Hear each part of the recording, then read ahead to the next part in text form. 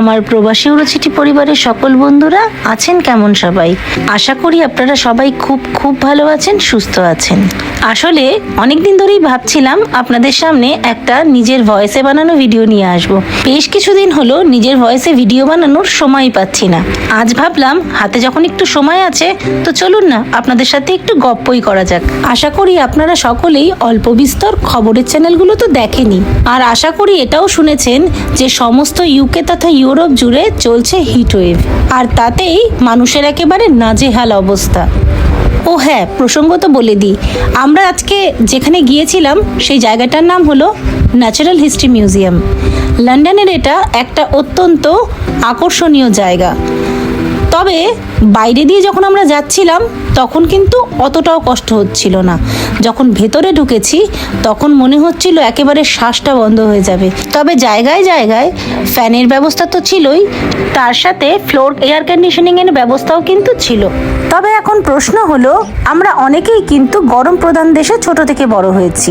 যেমন আমি কলকাতা থেকে এসেছি লন্ডনে, তো আমরা এর থেকে অনেক বেশি গরমে, অনেক বেশি টেম্পারেচারে কিন্তু অভ্যস্ত। কিন্তু এখানে কেন আমাদের এত গরম লাগছে তার কিন্তু অনেক বড় একটা কারণ আছে। এর সবচেয়ে বড় কারণটা হলো ইউকে বলুন আর ইউরোপ বলুন, সবই কিন্তু শীত প্রধান দেশ। তাই এখানকার সমস্ত ব্যবস্থাপনা, বাড়িঘর, রাস্তাঘাট সব কিছুই কিন্তু শীতের দেশের মতন, মানে শীত প্রধান দেশে যেভাবে তৈরি হয় সেই অনুযায়ী সেই স্ট্রাকচারে তৈরি হয়েছে। যেমন একটা ছোট্ট উদাহরণ দিয়ে বলি, আমরা যেই বাড়িগুলোতে থাকি সেই সমস্ত বাড়িগুলোর যে দেয়ালগুলো সেগুলো কিন্তু সম্পূর্ণ কংক্রিটে তৈরি নয়। শীত প্রধান দেশের বাড়িগুলো একটি বিশেষ মেটেরিয়াল দিয়ে তৈরি করা হয়। তার ফলে সেখানে সূর্যের আলোটা অ্যাবজর্ব হয় এবং সেটা স্টোর হয়ে থেকে যায়। সাথে পুরো উডেন স্ট্রাকচার, উডেন ফ্লোর আর কার্পেট মিলে পুরো বাড়ির ইনসুলেশনটাকে কিন্তু একেবারে স্টোর করে লক করে দেয়। ফলে সূর্যের যে তাপটা সেটা অ্যাবজর্ব তো হয় কিন্তু বেরোনোর কোনো জায়গা থাকে না। ফলে ঘরগুলো বা বাড়িগুলো হয়ে ওঠে প্রচণ্ড গরম। শীতকালে যেই বাড়ির ইনসুলেশন সব থেকে বেশি ভালো সেই বাড়ি হয় সব থেকে গরম। তার সাথে থাকে আবার হিটার চালানোর ব্যবস্থা। তাহলে বুঝতেই পারছেন বাইরের ওয়েদারটা কতটা ঠান্ডা হয় শীতকালে, যার জন্য ঘরের ভিতরটা এতটা গরম রাখার দরকার হয়। সাথে এই যে এই মিউজিয়ামের মতন যে পুরোনো দিনের বিল্ডিংগুলো, সেগুলো তো পুরোটাই শীতপ্রধান দেশের স্ট্রাকচারে তৈরি। ফলে এই বিল্ডিংগুলোতে রিস্ট্রাকচারিং করে এয়ার কন্ডিশনিং করা একেবারে অসম্ভব। তার জন্যই নতুন পন্থা অবলম্বন করে ফ্লোর এয়ার কন্ডিশনিংয়ের ব্যবস্থা করা হয়েছে।